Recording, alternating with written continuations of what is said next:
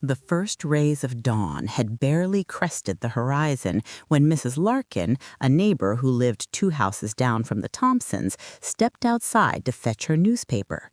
The morning air was crisp, carrying the faint smell of wet grass and smoke from a distant chimney. Something caught her eye immediately: the Thompson house. It was an old Victorian with peeling white paint and tall windows, a house that had always seemed alive with family laughter and bustling activity. Today, though, it felt wrong. The front door was wide open, swaying gently in the wind. That in itself was strange. The Thompsons had gone on a 2-week vacation to the coast last Friday. Mrs. Larkin hesitated at the edge of her yard, squinting through the foggy air. She could see inside the doorway. At first glance, everything appeared normal. The hallway was tidy. The carpet, though faded with age, was neatly vacuumed. But as her eyes adjusted, she noticed the breakfast table in the kitchen just beyond the doorway. Plates were stacked with uneaten toast, half a bowl of cereal still sat on the table, and 2 coffee mugs, one small and one large, were filled to the brim. One mug had a lipstick stain on the rim. Steam still curled faintly upward from both. Her heart skipped. That was impossible. She had left for work at 6 a.m., and the house had been empty for nearly a week. Her mind raced. Maybe they had returned early? She glanced around, calling out softly, "Mr. Thompson? Mrs. Thompson?" No response.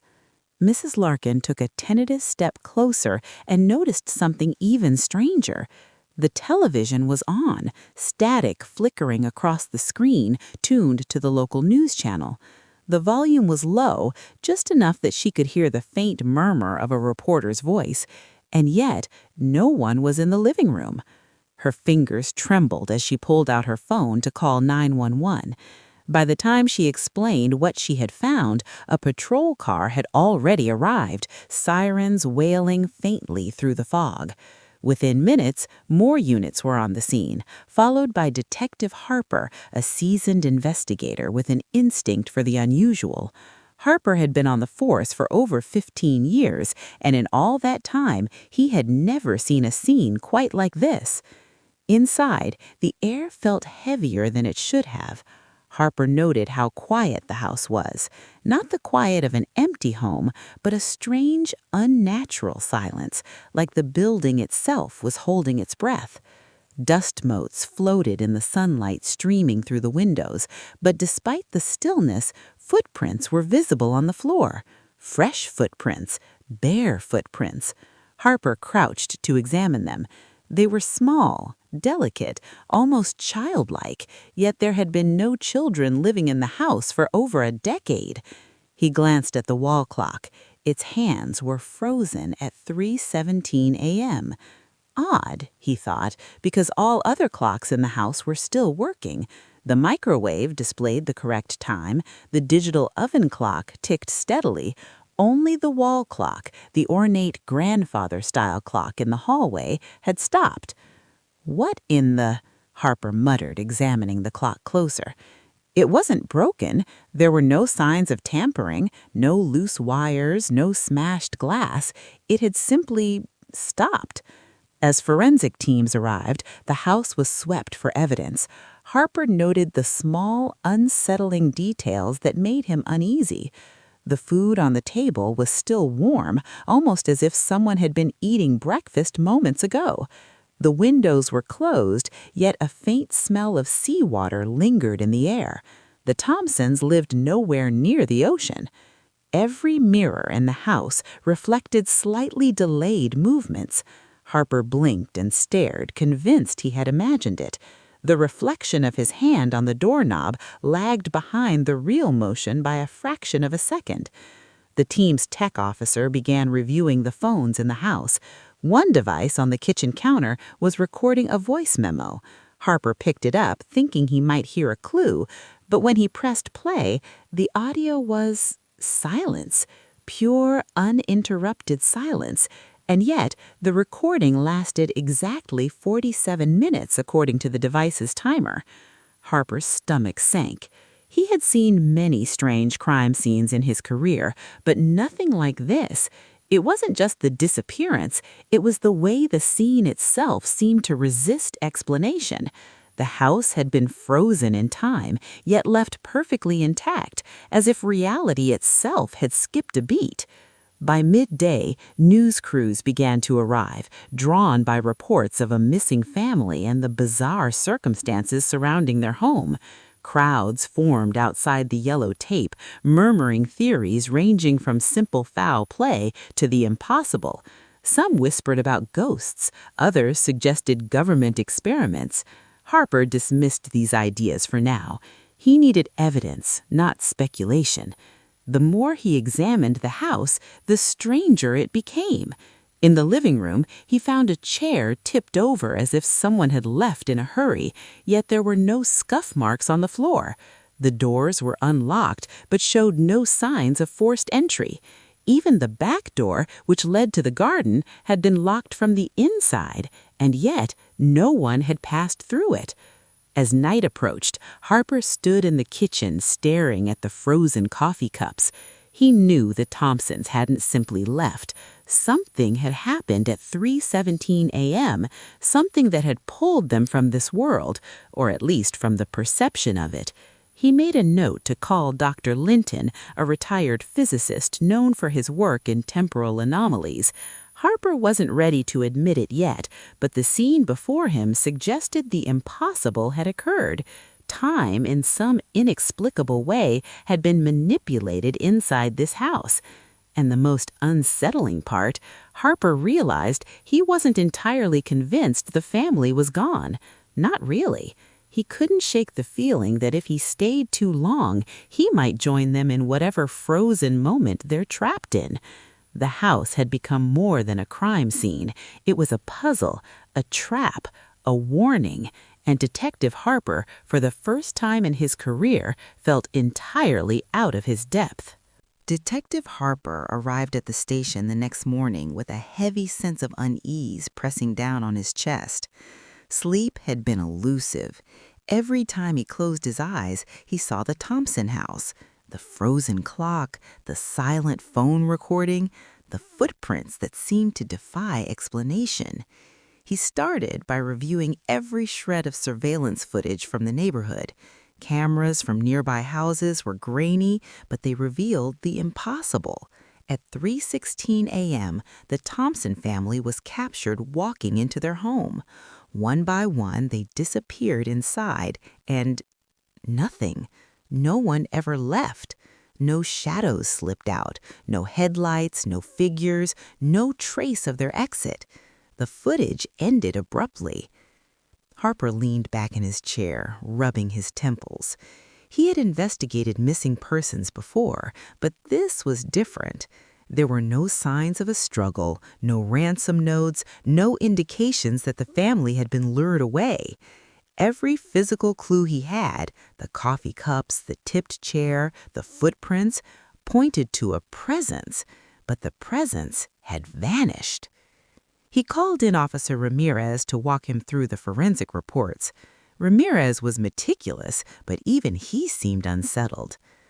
"The food was still warm, sir.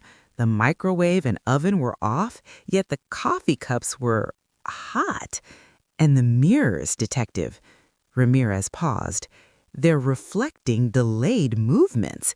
It's subtle but noticeable, like the reflections are lagging behind reality itself." Harper swallowed hard. He had seen optical illusions before, but this was different. The effect was consistent in every reflective surface. It wasn't in his head. Then came the fingerprints. Harper frowned over the report.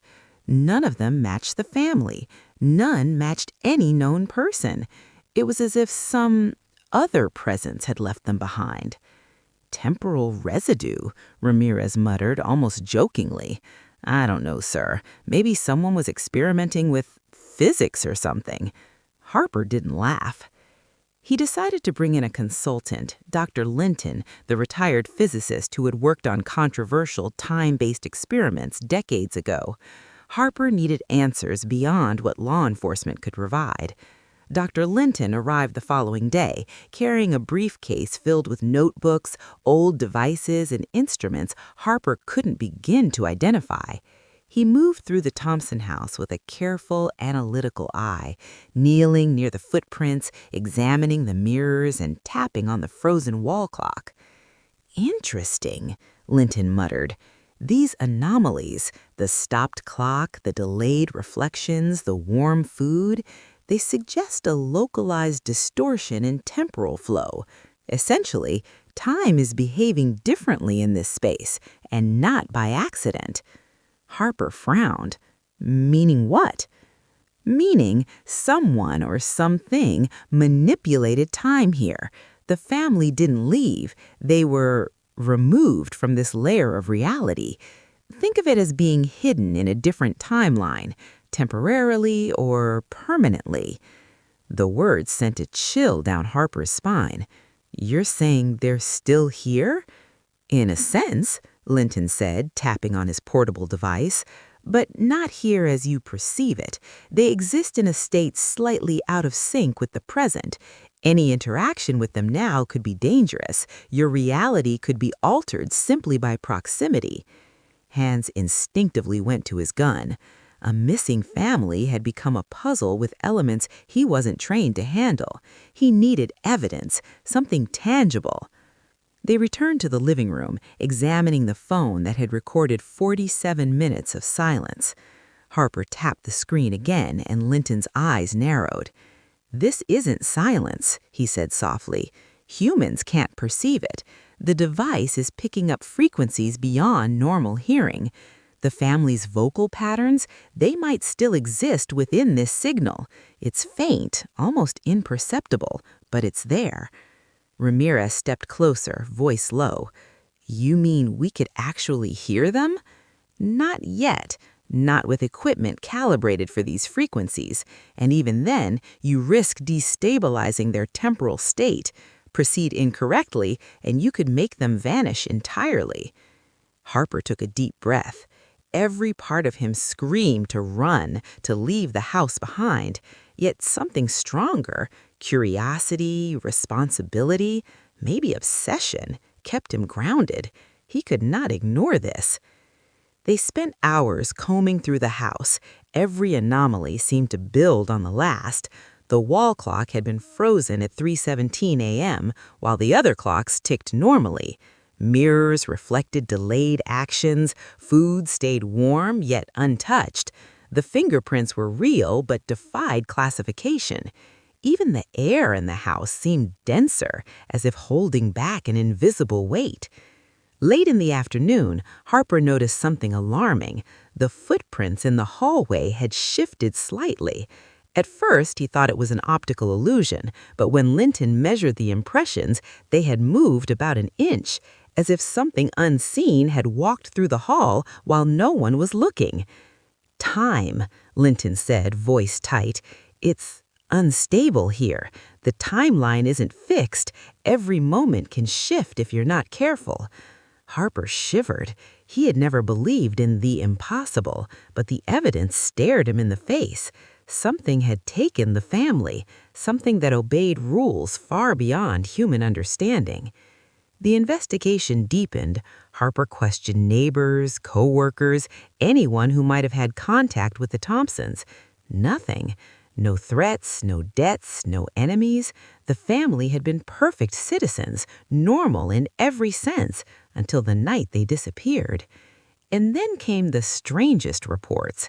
Neighbors swore they heard whispers at night, faint voices like distant conversations echoing from the empty house.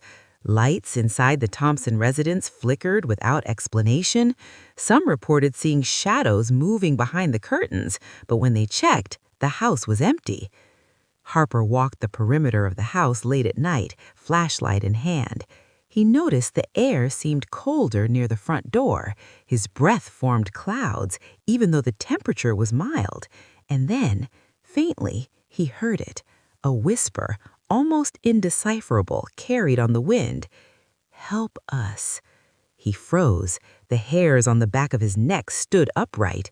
He wanted to dismiss it as imagination, but Linton's words echoed in his mind. The family still existed, just out of phase with reality.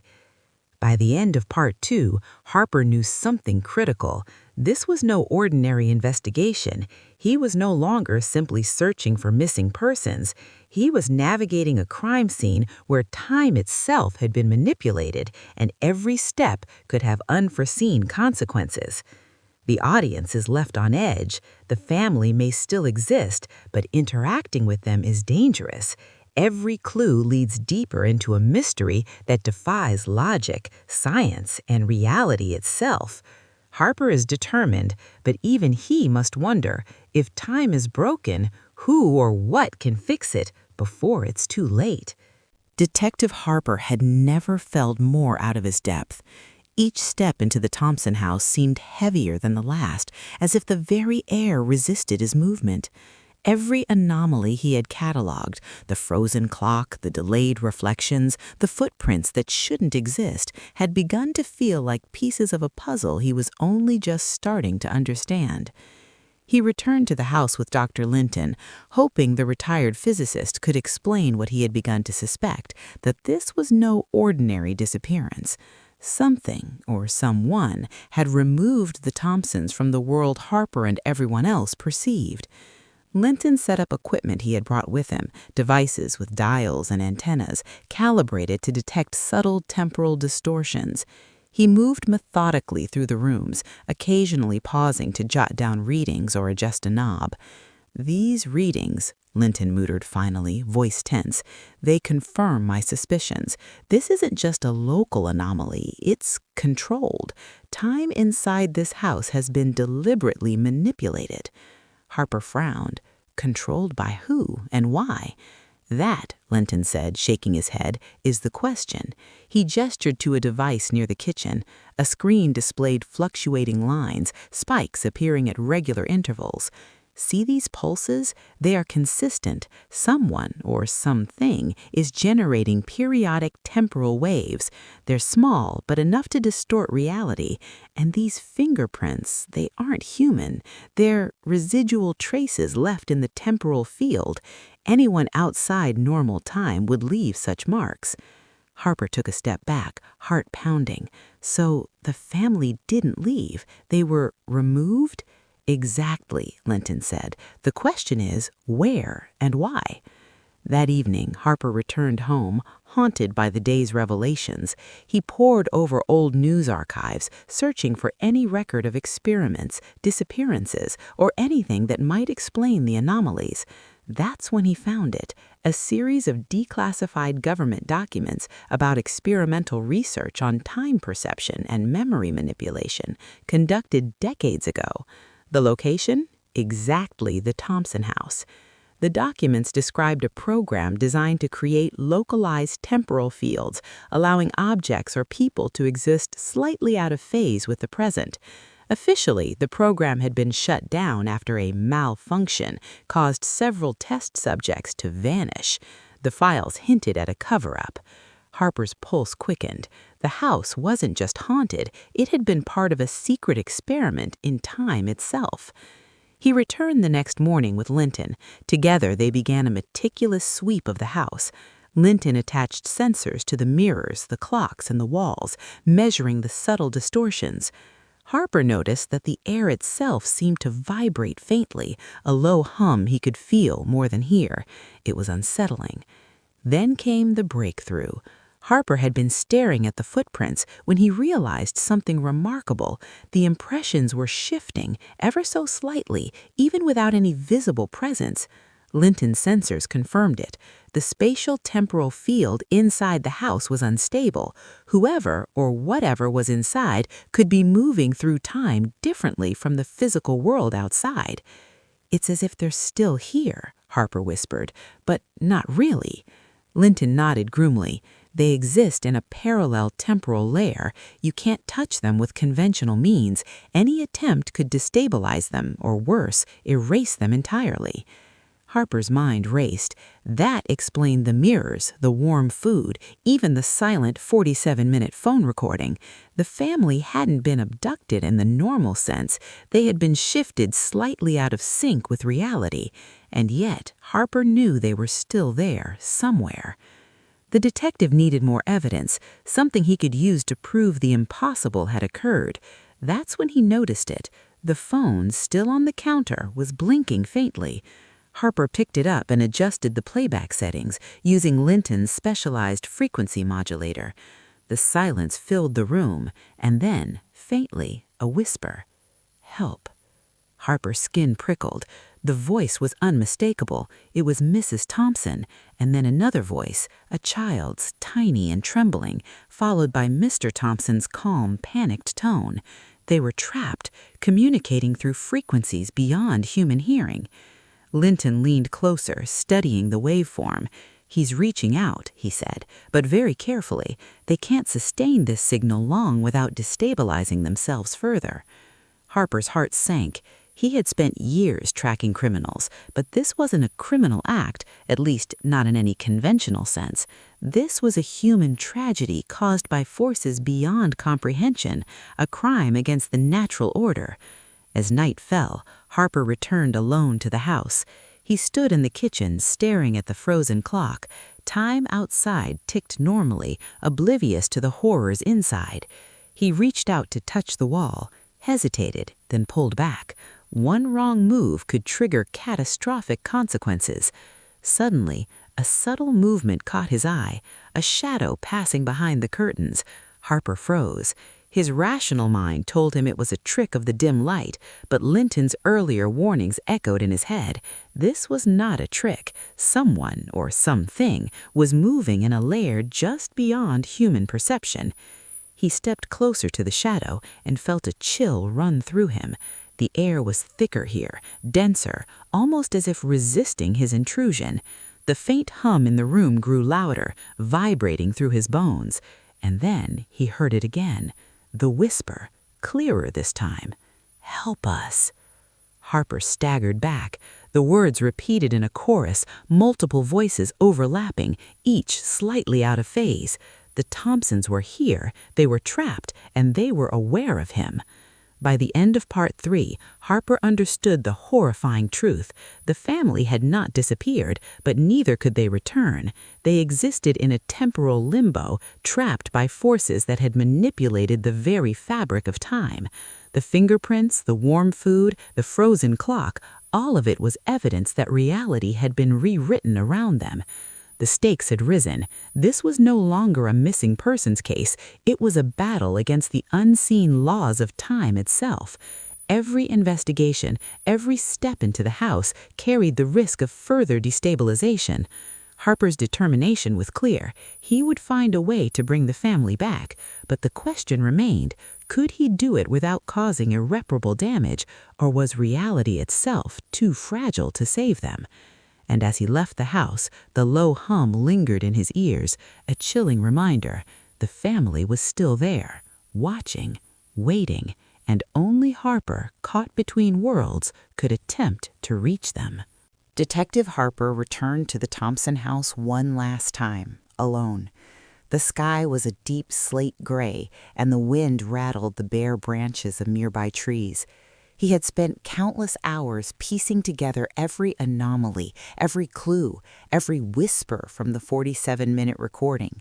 Yet despite all the evidence, the house remained an enigma, a pocket of frozen reality that defied explanation. He stepped through the front door, flashlight in hand.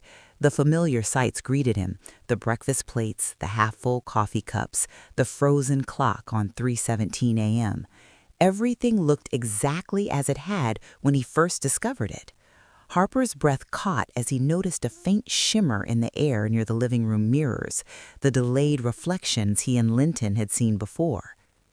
He moved slowly, wary of disturbing the fragile temporal balance.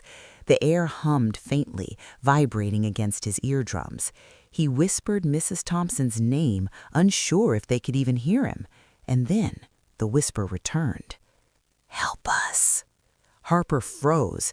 This time it wasn't faint, it wasn't distant. It was clear, urgent, and unmistakable. It seemed to echo from every corner of the room at once. He realized something terrifying. The family wasn't only trapped in a different temporal layer, they were aware of him. They were trying to communicate across the impossible divide. He reached for the phone on the counter, the one that had recorded their silent message for so long. The screen flittered, then stabilized.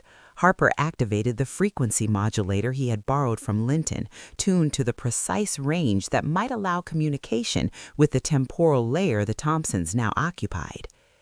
The trum stumbled faintly, shadows danced unnaturally along the walls, and then he heard voices, clear, coherent, layered over each other like harmonies from another world. "Harper, you're here. Be careful." It was Mrs. Thompson's voice, followed by her husband's, and then the soft, frightened murmur of their child. Harper's heart pounded. He had reached them. But the voices were strained, as if trying to pull themselves toward him, but being held back by some invisible force. Harper noticed the shadows in the corners of the room flicker violently, distorting like smoke in a sudden gust. Something was reacting to his presence. Something was aware of him. He stepped closer to the living room mirrors, and as he did, he saw them. Not clearly, not fully, but enough. Silhouettes of the Thompsons, faint and shimmering, frozen mid-motion, as if trapped between frames of a film reel.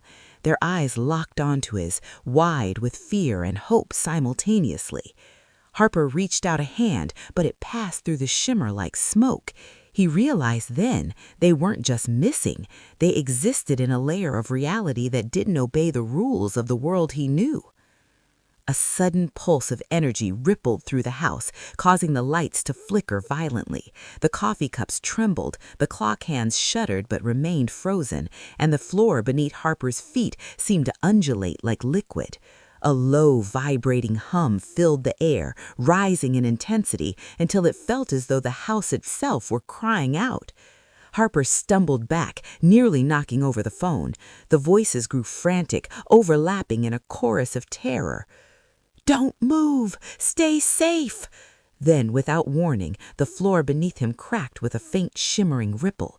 For an instant, Harper glimpsed the Thompsons fully, reaching out, mouths open in silent screams, as if reality had pulled them just out of reach.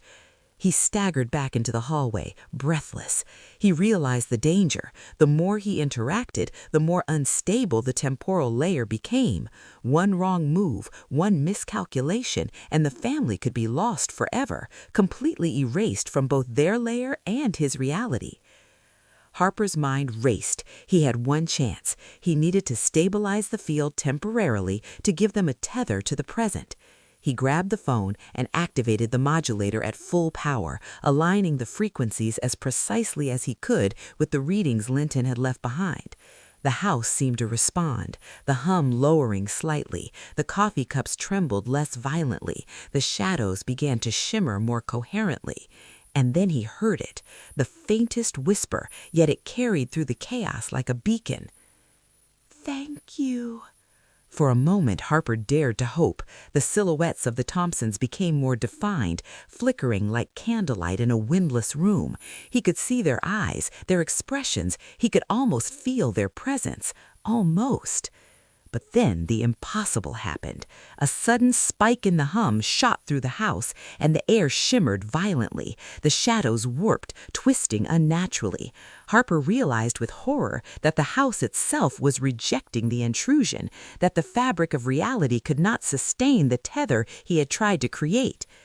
The family began to fade, their outlines dissolving into the air like smoke in sunlight.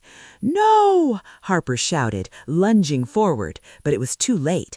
The last glimpse of the Thompsons vanished, leaving only the frozen scene behind, the untouched breakfast plates, the half-filled coffee cups, the frozen clock at 3:17 a.m.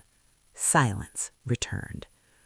Harper sank to the floor, exhausted, shaken to the core. He had reached them, he had tried, but the laws of reality were stronger than human will. The house had claimed them. The evidence, the fingerprints, the warm food, the 47-minute silent recording remained as proof that something extraordinary had happened here, something beyond comprehension. He left the house that night, closing the front door carefully. The neighborhood was quiet, the streetlights flickered softly, and yet as he walked to his car, he heard it, faint, almost imperceptible, carried on the wind. "We're still here." Harper froze. He turned slowly toward the house. Nothing moved, no lights flickered, no shadows, yet he knew the truth. The Thompsons existed, just out of reach, trapped in a temporal limbo he could neither enter nor escape. The crime scene had never truly ended. It was ongoing, frozen in time, a reminder that reality itself could be twisted, manipulated, and trapped. The final thought haunted him as he drove into the night. Time, Harper realized, was not a constant. It could be stolen, frozen, manipulated, and sometimes it would fight back. The house waited, the evidence remained, and the crime scene, frozen in time, had made no sense to anyone who dared to step inside.